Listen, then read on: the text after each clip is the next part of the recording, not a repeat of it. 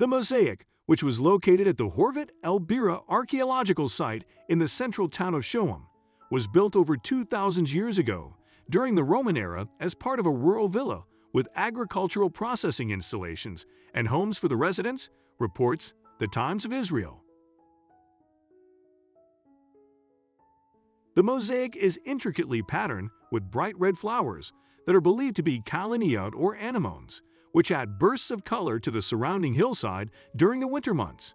The mosaic, which is made up of tiny colored stone chips, is a testament to the skill and artistry of the Byzantine mosaic makers.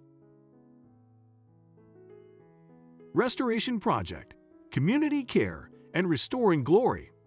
The restoration project was carried out during last week's Good Deeds Day, an annual event in Israel where thousands of volunteers engage in community service projects throughout the country.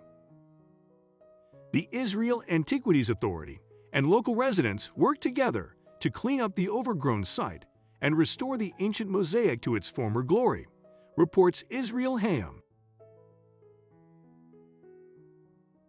Horvat El-Bira.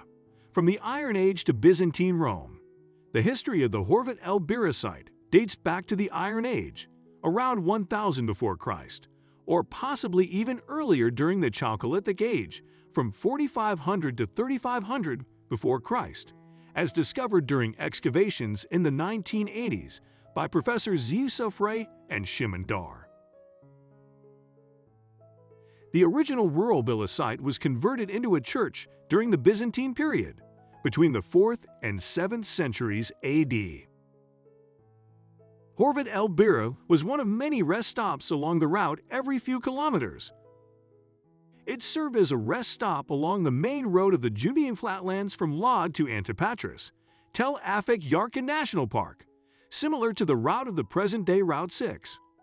This spot is amazing because you're in the middle of an industrial area, right next to Route 6, and it feels like the most urban place.